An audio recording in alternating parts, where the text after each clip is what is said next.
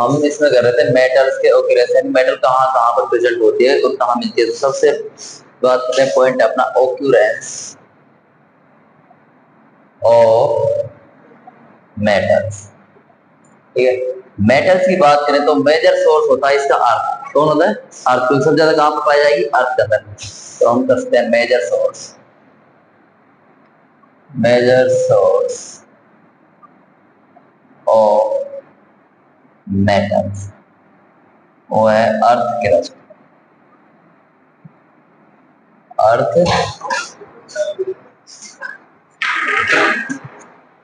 Crust.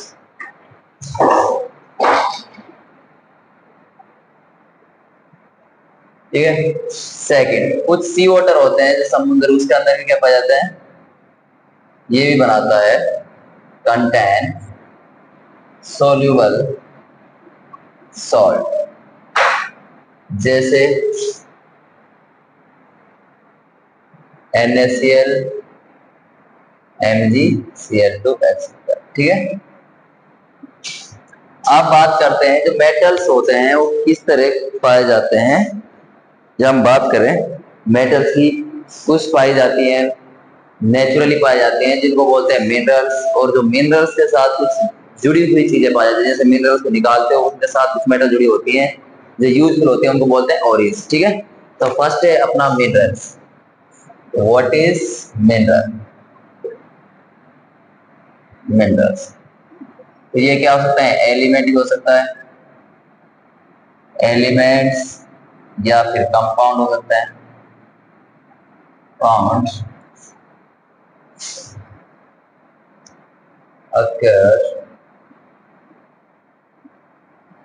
naturally in the earth crust।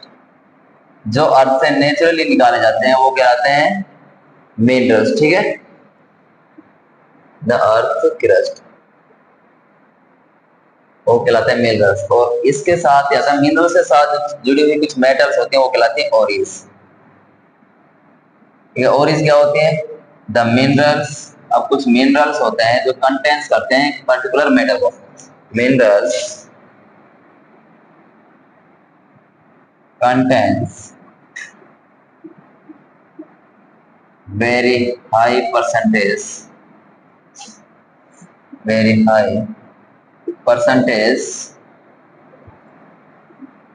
a particular metal। और इस metals को, अगर हम इस मेटल की बात करें, इसको एक्सट्रैक्ट करते कैसे होते हैं? प्रॉफिटेबल कैन बी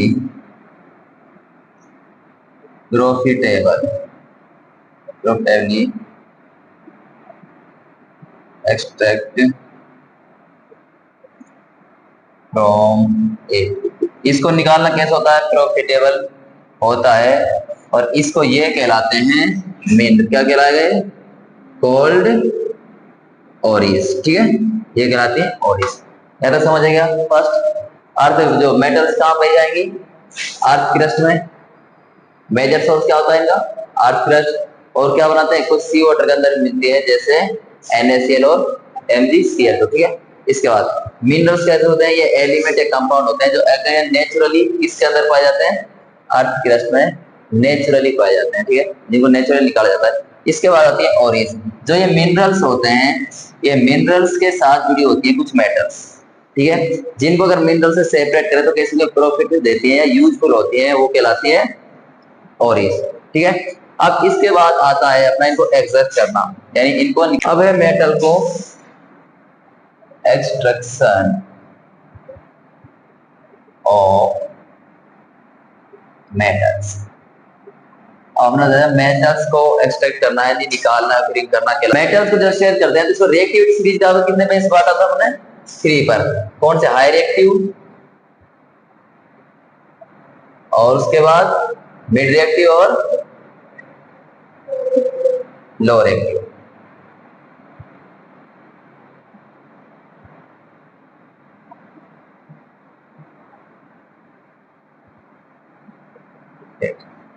ये होती है जो, ये कैसी है? हाई रिएक्टिव मेटल है। कैसी है? हाई रिएक्टिव मेटल्स है। इसके नीचे चलते हैं तो ये रिएक्शन कैसी कौन सी है, मिड रिएक्टिव, ठीक है। ये है अपने मिड रिएक्टिव मेटल्स, और ये आ जाएंगे अपनी low reactive metal.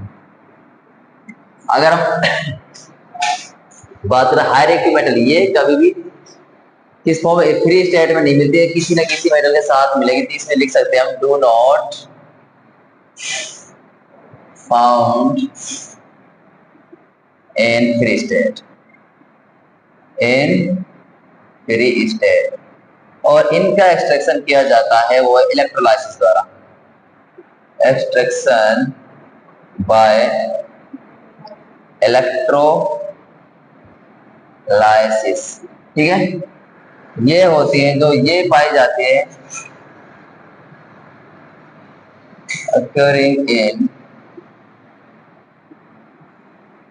sulfides, oxides या कार्बोनेट, किसी फॉर्म में पाई जाएगी। इनके साथ ही मेटल साथ जुड़ा होगा, सल्फाइड जुड़ा होगा या कोई ऑक्साइड या फिर कार्बोनेट, और इनको रिड्यूस किया जाता है रिड्यूसिंग बाय कार्बन एजेंट द्वारा, ठीक है।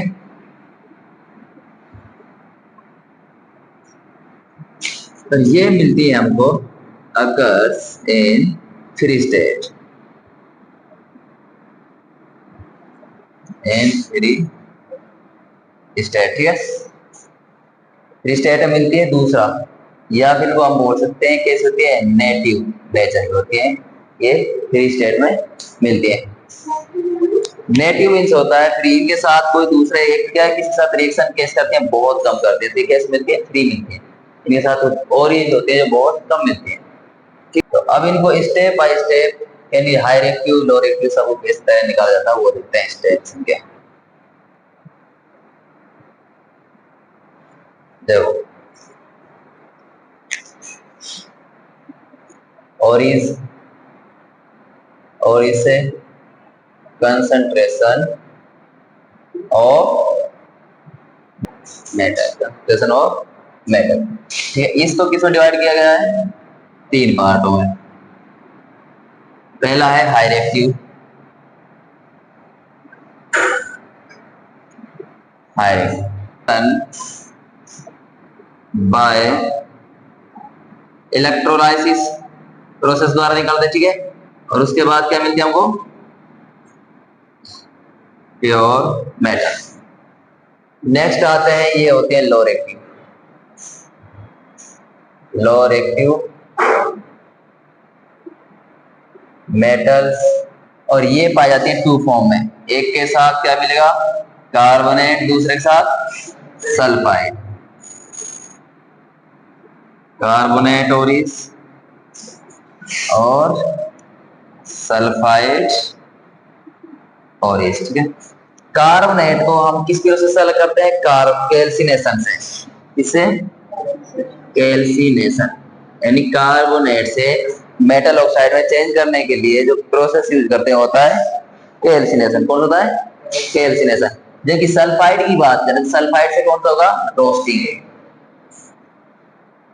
रोस्टिंग। देखो, कैल्सिनेशन प्रोसेस होता है जिसमें मेटल कार्बोनेट को हम करते हैं मेटल ऑक्साइड में, लेकिन यहां पर जो इसको हीट करोगे वो होगी एक लिमिटेड एयर में,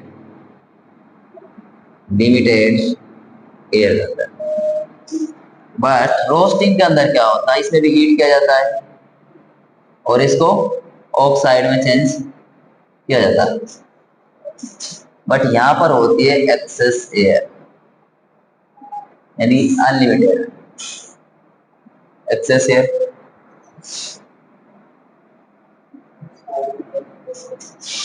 हमारे पास यहाँ पर क्या मिलता है हमको, ऑक्साइड ऑफ,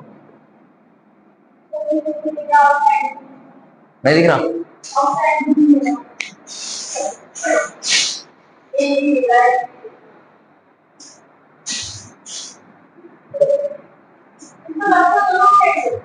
कौन से को? फिर ये दिख नहीं रहा।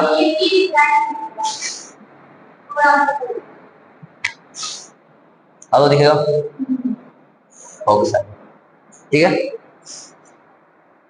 और अब इसको कहां पर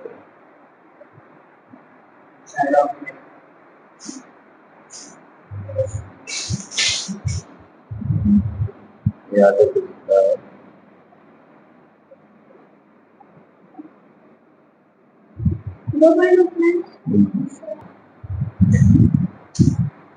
अब यहां पर मिल गया हमको ऑक्साइड ऑफ मेटल, तो इसको आप करते हैं ऑक्साइड ऑफ मेटल के आगे क्या करेगा? रिड्यूसिंग।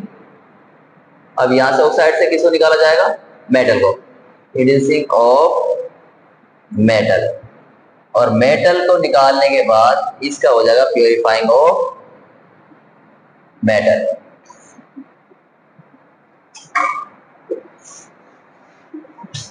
इसके बाद जाएगा प्योरीफाइंग ऑफ मेटल। तो ये तो होता है किसका? लो रेक्टिव का, सॉरी मिड रेक्टिव। अब बात करते हैं हम लो रेक्टिव। लो रेक्टिव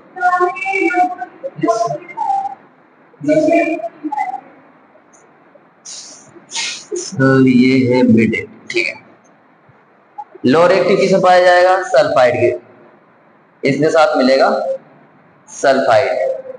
सल्फाइड को ऑक्साइड चेंज करने के लिए प्रोसेस रोस्टिंग। रोस्टिंग ने बना दिया मेटल प्योरीफाई। नहीं ऑक्साइड बताएगा अभी बीच में नहीं है, चल कोई बात नहीं। ऑक्साइड ऑफ मेटल, और इसके बाद हो जाएगा प्योरीफाइंग ऑफ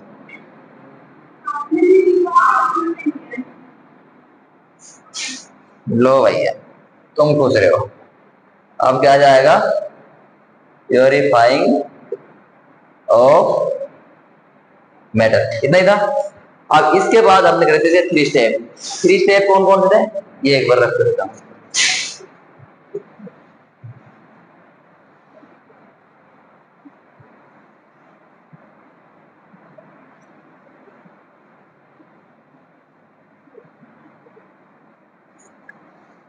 तो अब थे इसके 3 स्टेप। स्टेप फर्स्ट था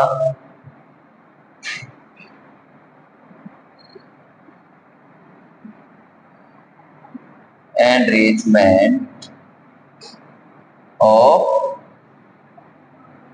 ऑरिज। सेकंड था एक्सट्रैक्शन ऑफ मेटल्स, और स्टेप थर्ड था रिफाइनिंग ऑफ मेटल्स। देखो एनरिचमेंट यानी ओरिज को अलग करना, और साथ क्या क्या चीजें मिनरल्स साथ होगी, तो उससे मिनरल से किसको लेना? ओरिज को, ठीक है। दूसरा एक्सट्रैक्शन क्या होगा? जो मेटल होगी और ओरिज होगी, इन दोनों को सेपरेट करके मेटल्स को अलग निकालना। इसके बाद रिफाइनिंग, जो मेटल्स लिए हमको उसको क्या करना है? अलग करना, प्योरीफाई करना है, एकदम प्योर मेटल हमको लेने हैं, ठीक है। तो इसमें कुछ इंपॉर्टेंट हमारे पास क्या है? सम इंपॉर्टेंट टर्म्स हैं, ठीक है। 10 टर्म्स, जैसा कि इसमें फर्स्ट है वो है गैंग। क्या है? गैंग। तो गैंग क्या होता है?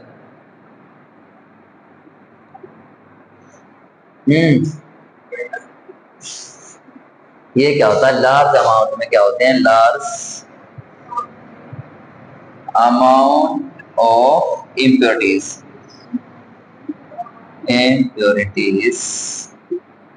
जो किसके साथ होती हैं? अलोंग विद ओरीज, ठीक है। और ये इम्प्योरिटीज होती हैं, जो इम्प्योरिटीज वो होगी जैसे कि अगर हम बात करें सोयल एंड सैंड, ठीक है, ये कहलाते हैं गैंग। सेकंड था क्या? रोस्ट। सेकंड है, हम रोस्टिंग का भी यूज करते हैं, रोस्टिंग। रोस्टिंग जब क्या होता है, रोस्टिंग एक प्रोसेस है। चलो इसको यहीं करता हूँ। देखो रोस्टिंग और इसको यहां समझते हैं, फर्स्ट कैल्सिनेशन और रोस्टिंग को। इधर लिखते हैं रोस्टिंग, ठीक है। रोस्टिंग क्या है, प्रोसेस है। प्रोसेस किसका है, सल्फाइड, यानी मेटल का जो सल्फाइड होता है, सल्फाइड और इसको किस में चेंज करने का, ऑक्साइड में। किस में कन्वर्ट कर रहे हैं, ऑक्साइड्स में। अभी ऑक्साइड में कब कन्वर्ट होगा, जब क्या करता है हम इसको हीट, और हीट कैसे लेंगे, एयर कैसे लेंगे हम, एक्सेस लेंगे, एक्सेस यानी एयर की कोई लिमिट नहीं होगी, ठीक है। जिस सब इसके एग्जांपल देखते हैं।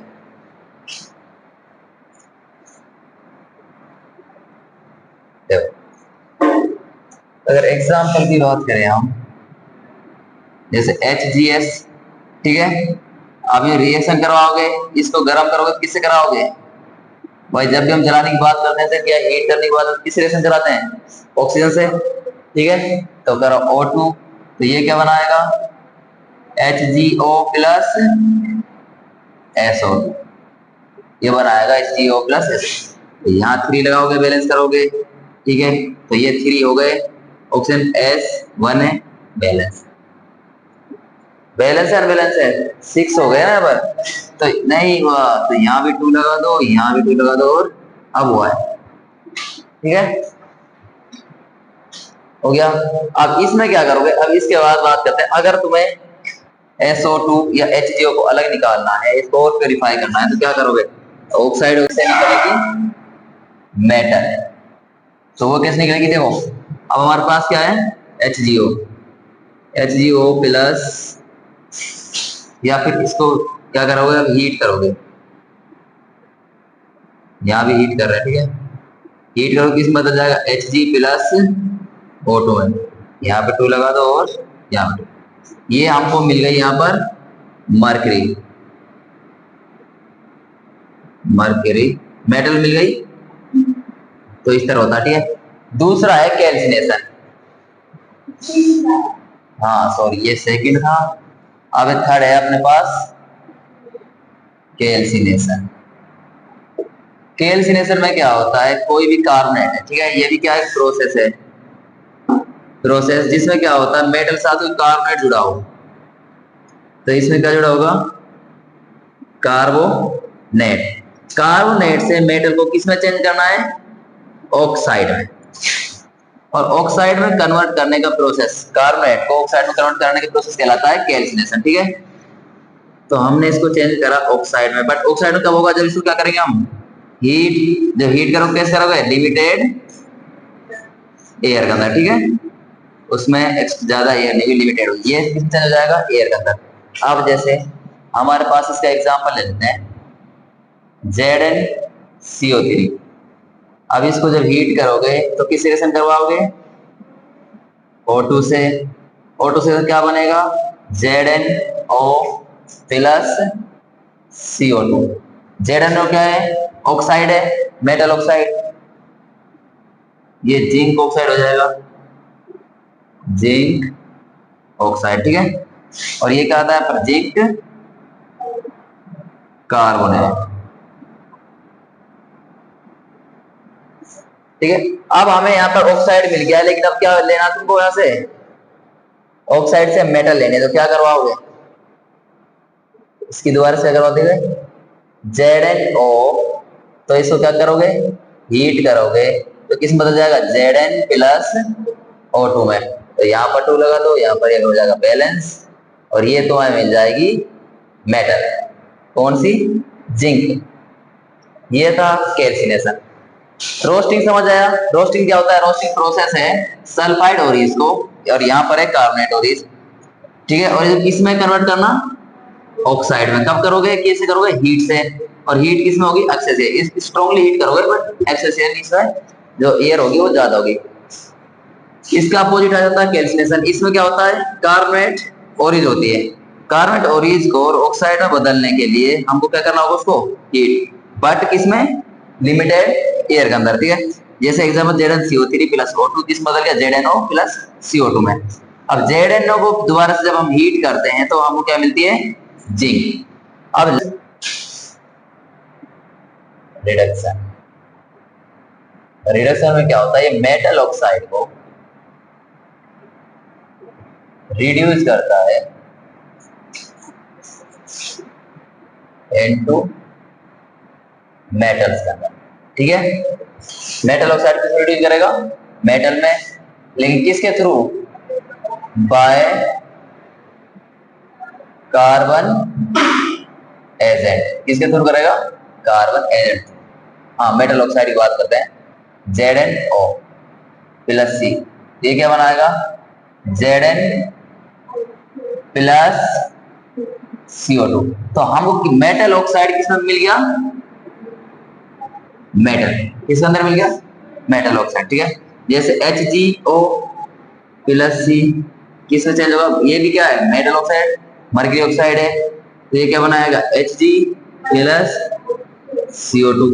तो अब इसको मेटल ऑक्साइड को कौन रिड्यूस कर रहा है, रिडक्शन किसमें हो रहा है, किसके थ्रू हो रहा है, कार्बन एजेंट। और कार्बन क्या है, ये अपना क्या है, कार्बन, ठीक है। बैलेंस करो, बैलेंस तो कर लो। देखो हमको पता है यहाँ पर ऑप्शन 2 है, इधर भी 2 है, इधर कितना सिंगल, तो सबसे पहले क्या करोगे, इसको 2 बनाओगे, इसको क्या बनाओगे 2। अच्छा ये 2 हो गए ऑक्सीजन, तो Zn भी 2 हो गया, Hg भी, तो Zn के बाद क्या लगा, 2 लगा, तो ऐसा आगे यहाँ पर दो। ये क्या है, अगर मेटल की बात करें तो हमारे पास क्या हो रही है, कॉपर सल्फाइड है, कौन सा है, सल्फाइड क्या है, ओरिजिन है, क्योंकि कॉपर साथ क्या जुड़ा है, सल्फाइड, सल्फाइड है इसके, ठीक है। जब इसको हीट करते हैं तो ये किसमें चेंज हो जाता है, कॉपर ऑक्साइड यानी मेटल ऑक्साइड में, और सल्फर डाइऑक्साइड हो जाता है, सल्फर ऑक्साइड। इसके बाद जब कॉपर ऑक्साइड को हम यहाँ पर क्या, हमको क्या मिल जाता है, कॉपर, जो कैसे होती है, एक मेटल, प्योर मेटल होती है, और दूसरा क्या मिलता है हमको, सल्फाइड ऑक्साइड, ठीक है। अब लास्ट है अपना, वो है refining, refining metal, the most widely used metal method होता है फॉर रिफाइनिंग इम्प्योर मेटल्स। अच्छा ये किस में यूज होगा, ये मेथड कौन सी रिएक्टिव होगा, मिड रिएक्टिव या लो रिएक्टिव के मेटल्स यूज होगा, कौन से होगा, लो रिएक्टिव। बेटा मैंने स्टार्टिंग में लिखा था कौन से हुए, हाई रिएक्टिव मेटल्स। हाँ, किसमें यूज होगा, हाई रिएक्टिव मेटल्स के लिए। देखो इसके लिए एक डायग्राम बना, इलेक्ट्रोलाइट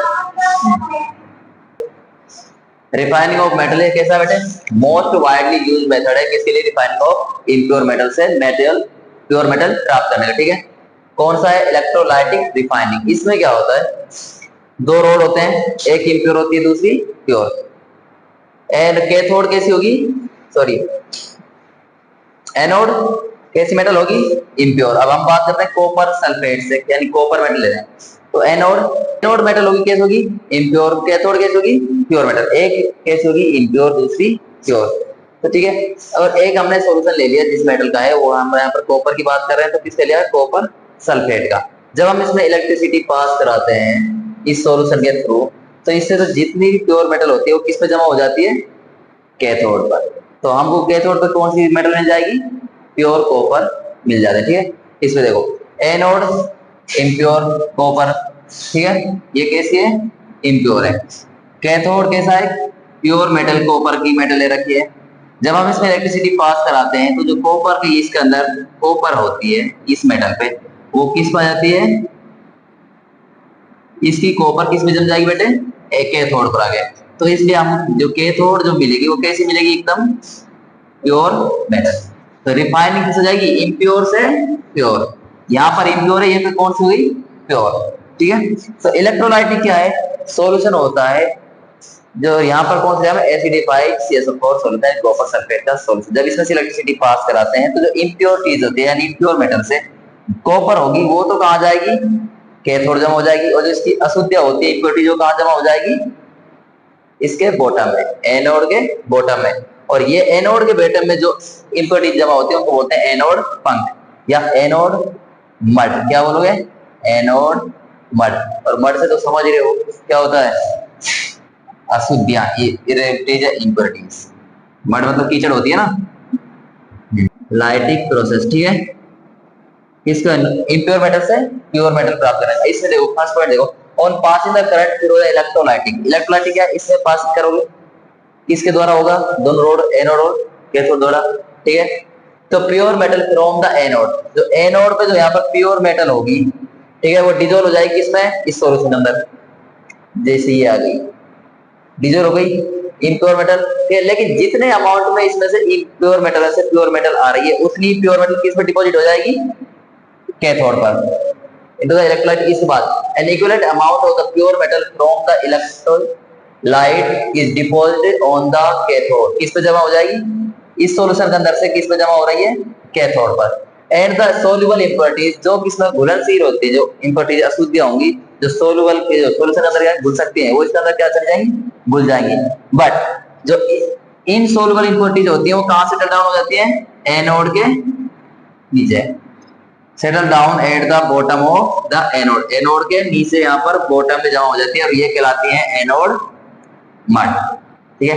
इस तरह से इलेक्ट्रोलाइसिस द्वारा हम हाई रिएक्टिव मेटल्स को इम्प्योर मेटल से किसे प्राप्त कर सकते हो, उससे प्योर मेटल ले सकते हैं। क्या लेना है, एक सॉल्यूशन जिसको बोलेंगे इलेक्ट्रोलाइट सॉल्यूशन, ठीक है, इलेक्ट्रोलाइटिक इलेक्ट्रोलाइट, ठीक है। अब इसके अंदर दो रोड होगी, एक प्योर होगी दूसरी इम्प्योर। प्योर जो भी हमको मेटल जो लेनी है, उसकी एक प्योर मेटल होगी, दूसरी इम्प्योर। प्योर मेटल को बनाओगे कैथोड, इम्प्योर बनाओगे एनोड, ठीक है, यहाँ तक समझ आ गया। इसके बाद हमें क्या करना है, इसमें इलेक्ट्रिसिटी पास करानी है, इसमें करंट फ्लो करना है। जब करंट फ्लो कर गए तो किसके अंदर सॉल्यूशन की वजह से होगा, जैसे अपन पानी गर्म करते हैं, ठीक है, इसके अंदर तुम्हें प्लस माइनस तो करंट फ्लो होगा। करंट फ्लो होने के बाद क्या होगा, जब हमें करंट फ्लो करते हैं तो जिसकी इम्प्योर मेटल होती है, उससे प्योर मेटल किसमें घुलती है, सॉल्यूशन के अंदर, जिसको इलेक्ट्रोलाइट बोलते हैं, ठीक है। इलेक्ट्रोलाइट के अंदर जितना इसमें से इम्प्योर मेटल, इस इम्प्योर में से प्योर मेटल हटेगी, ये इसमें से रिलीज होगी, उतनी ही अमाउंट में किस पे जमा हो जाएगी प्योर मेटल, कैथोड पर। किस जमा होगी, कैथोड पर। इस तरह हमको क्या मिल जाता है, इम्प्योर से प्योर, ठीक है, एनोड को इम्प्योर, कैथोड पर प्योर। जितना इसके अंदर इलेक्ट्रोलाइट जब हम करंट फ्लो करते हैं, तो जो इम्प्योर मेटल से प्योर मेटल छूटती है, वो किसके अंदर आती है, सॉल्यूशन के अंदर। सॉल्यूशन के अंदर जितनी मिलेगी, इससे इम्प्योर के अंदर से जितनी कॉपर मिलेगी हमको, उतनी कॉपर किस पे जमा हो जाएगी, प्योर कॉपर पर, कॉपर की मेटल पर, ठीक है। और जो जो सोल्यूबल इम्प्योरिटीज होती है, अशुद्धि होती है, किसके अंदर घुल जाएगी, वो घुल जाएगी सॉल्यूशन के अंदर। बची हुई इनसोल्यूबल इम्प्योरिटीज वो कहां जमा हो जाएगी, एनोड के बॉटम में। और जो एनोड के बॉटम में जमा होती है, उनको बोलते हो एनोड मड। क्या बोलते हैं, एनोड मड। समझ आ गया ना, ठीक। अब अपना लास्ट पॉइंट बचता है, वो है कोरोजन। कोरोजन मींस क्या होता है, यानी कोई मेटल है उसका कोरोड होना, यानी कि खराब होना, खराब या नष्ट होना, या उसका क्षय होना, धीरे धीरे उसको अपघटन होना। तो the surface of some metal such as iron corroded when they are exposed to moist air for long period of time, the called corrosion। क्या होता है, किसी चीज को, चाहे वो मेटल हो या फिर आयरन हो, कोई भी मेटल हो, उसको जब लॉन्ग टाइम के लिए हम खुला छोड़ते हैं, किसके संपर्क में, एयर मॉइस्ट यानी कि वाटर, ठीक है, नमी के संपर्क में, क्या हो जाती है, धीरे धीरे कोर्ड हो जाती है, धीरे धीरे नष्ट होने लगती है, इसको बोलते हैं कोरोजन, ठीक है। एग्जांपल जैसे सिल्वर, जब चांदी होती है एजी, अगर इसको खुला छोड़ेंगे उसके साथ ये बना लेगा एजी, देखो उसके अंदर सल्फाइड भी होता है, ये बनाएगा एजीएस या फिर एजीओ, ठीक है। सिल्वर बिकम किस पड़ जाती है, हल्की डार्क यानी ब्लैक पड़ जाती है, expose to air as it react with air to form coating of silver sulphide, क्या बना लेगा, एजीएस। इसके बाद है कॉपर, कॉपर रिएक्ट करता है किसके साथ, मॉइस्ट और CO2 के साथ in the air and gain a green coat, यानी कि इसके ऊपर क्या बन जाएगी, ग्रीन कलर की क्या बन जाएगी, लेयर बन जाएगी, जो होगा कॉपर कार्बोनेट CuCO3। ये क्या बनाएगा, कॉपर कार्बोनेट। जैसे खुला छोड़ते हैं तो ग्रीन कलर की क्या बनाते हैं, लेयर बना देती है, जो होती है CO3 कॉपर कार्बोनेट। और सिल्वर क्या बनाता है, Ag यानी को सिल्वर सल्फाइड, ठीक है। उसके बाद अगर हम आयरन को छोड़ते हैं तो ये मॉइस्ट और एयर के साथ अगर लेता है, रेड करके क्या बनाता है, ब्राउन कलर की लेयर बनाता है, ठीक है, जो कहलाता है रस्टिंग। और ये प्रोसेस ही कहलाएगा इसका रस्टिंग ऑफ आयरन, ठीक है। इसके बाद आता है इनका प्रिवेंट को कैसे बचाव कर सकते हैं। तो कैसे बचा, can be prevented by painting, oiling, greasing, galvanisation, Chrome plating और एनोडाइजिंग, मेकिंग एलॉय। मतलब पेंटिंग का मतलब कलर करना, ऑयलिंग का मतलब उस पर ऑयल लगाना, और ग्रीसिंग का मतलब ग्रीस वगैरह करना, गैल्वेनाइजेशन का मतलब होता है जब आयरन पर या स्टील पर किसकी लेयर चढ़ाना, ओनली जिंक की, ठीक है, वो होता है गैल्वेनाइजेशन। क्रोम प्लेटिंग मतलब होता है जब किसी चीज पर क्रोमियम की प्लेट चढ़ाना। जैसे ये हमारे पास कोई मेटल है, इसके ऊपर हम क्या चढ़ा दें, क्रोमियम की प्लेट या क्रोमियम की लेयर चढ़ा दे, वो होता है क्रोम प्लेटिंग। और एनोडाइजिंग का मतलब होता है, हमने बताया था कि लास्ट जब फर्स्ट चैप्टर पढ़ा था कि इलेक्ट्रोलाइसिस पढ़ा था, इलेक्ट्रोलाइसिस में इलेक्ट्रोप्लेटिंग, तो एनोडाइजिंग होता है। इलेक्ट्रोप्लेटिंग पढ़ा था ना, जिसमें कोई इलेक्ट्रिसिटी पास करवाते हैं, एक दो रोड लेते हैं, एक एनोड दूसरा कैथोड, ठीक है। तो उसमें जब सॉल्यूशन के अंदर होता है तो उसके ऊपर जब इलेक्ट्रिसिटी चढ़ाते हैं, इलेक्ट्रिसिटी उसमें करंट फ्लो करते हैं, तो दूसरी उस पर क्या जाती है कि लेयर चढ़ जाती है। जैसा कि जब पानी गर्म करते हैं उसके अंदर होता है, पानी गर्म करते हैं जिस रोड से, उसमें क्या होता है, उसको व्हाइट व्हाइट चढ़ जाता है, वो यही है। कहते हैं गैल्वेनाइजेशन। तो गैल्वेनाइजेशन क्या है, एक मेथड है, क्या है, methods of protecting steel and Fe iron from rusting by coating them with a thin layer of zinc।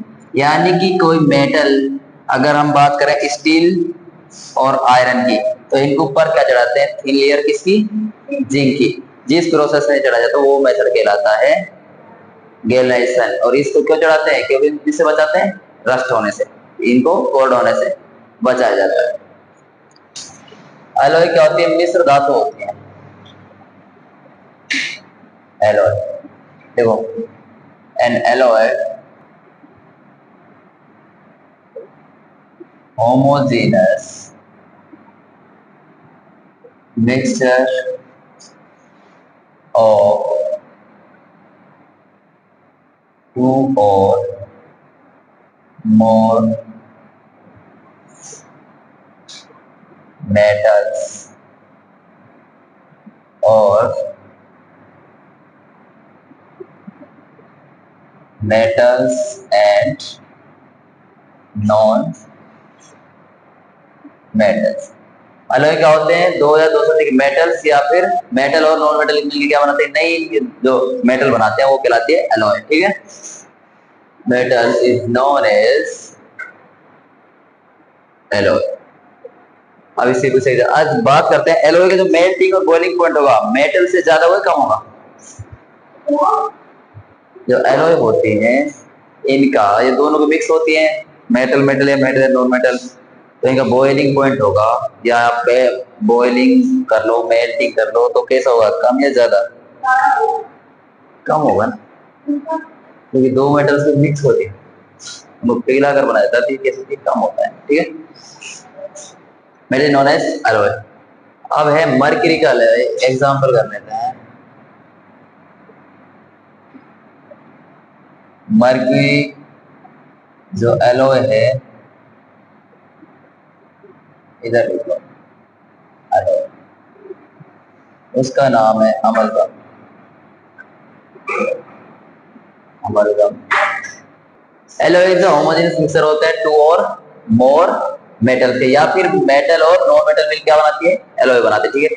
जैसे मरकरी क्या बनाएगी, अमलगम। जिंक और एसएन यानी टिन मिलकर क्या बनाते हैं, ब्रॉन्ज। ये क्या है, एलॉय, जो नई धातु बनती है। जिंक प्लस कॉपर, इनको दोनों मिलाया जाता है तो क्या होता है, ब्रास। और पीवी प्लस एसएन यानी टिन, तो ये भी क्या बनाएगा, सोल्ट, ठीक है। ये सब क्या, एलॉय। अब एलॉय की बात करते हैं तो इसका जो मेल्टिंग पॉइंट होगा, अगर हम इनकी बात करें तो इनका मेल्टिंग पॉइंट और इलेक्ट्रिक कंडेंसर, ठीक है, ये दोनों कैसे होंगे बेटे, कम होगा, है लेस देन प्योर मेटल। ठीक है, दोनों केस होंगे लेस देन प्योर मेटल। ठीक है, इसके बाद ही बात करते हैं हम जो सोना होता है गोल्ड। अगर हम गोल्ड की बात करें तो जो शुद्ध सोना होता है प्योर गोल्ड, वो कितने कैरेट का होता है? प्योर गोल्ड होता है वो होता है 24 कैरेट का। ठीक है, और इसका यूज, अगर हम यूज की बात करें तो do not use in jewellery, इसका ज्वेलरी में यूज नहीं किया जाता। क्यों? क्योंकि 24 कैरेट होता है बेटे, बहुत सॉफ्ट होता है। क्या होता है? सॉफ्ट होता है। अगर इसको बनाएंगे तो ये चाहे कैसे इसको घुमा दो, बहुत सॉफ्ट होता है। 24 कैरेट में गोल्ड होता है जो प्योर गोल्ड होता है। अब इसको थोड़ा हार्ड करने के लिए, इसको हार्ड करने के लिए हम क्या मिलाते हैं इसमें? एजी या फिर कॉपर मिलाते हैं, जो इसको क्या देता है? स्ट्रेंथ। स्ट्रेंथ देगा कि जो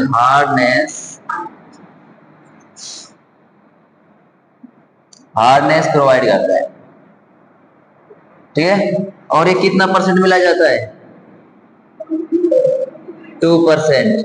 तो अब तुम्हारे जो ज्वेलरीज का जो कैरेट होता है, सोना होता है, कितना कैरेट का होगा? 22 कैरेट। ठीक है, तो 22 कैरेट जो गोल्ड होता है, इसको किस में यूज करता है? Using jewellery. ठीक है, अब होता प्योर गोल्ड कितने का होता है? 24 कैरेट का, बट इसका यूज नहीं कर सकते किसमें? ज्वेलरीज के अंदर। वाई? बिकॉज ये कैसा होता है? बहुत ज्यादा क्या होता है? सॉफ्ट होता है। ठीक है, अब इसको थोड़ी स्ट्रेंथ देने के लिए इसमें एजी यानी सिल्वर या फिर कॉपर मिलाया जाता है, जो क्या करता है? इसको स्ट्रेंथ प्रोवाइड करता है, हार्डनेस देता है। कितना परसेंट मिलाओगे? 2%। अब तुम्हारे पास जो कितने कैरेट का गोल्ड हो गया जिसका ज्वेलरी यूज करोगे? 22 कैरेट का। ठीक है, और इसका किसने यूज करते हो? ज्वेलरी का। गोल्ड होता है, ये क्या होगा? एलॉय हो जाएगा। कैसा होगा? एलॉय। ज्वेलरी होता है एलॉय, तो इसमें क्या मिक्स कर दिया हमने? मेटल, एक अदर मेटल क्या कर दी? मिक्स कर दी। एजी प्लस एयू हो गया, जिसको किसमें यूज करते हैं? ज्वेलरी के अंदर। ठीक है, ठीक है, यहाँ पर हमारा चैप्टर हो जाता है खत्म। अब हम बात करते हैं इसे को, ये तो करो।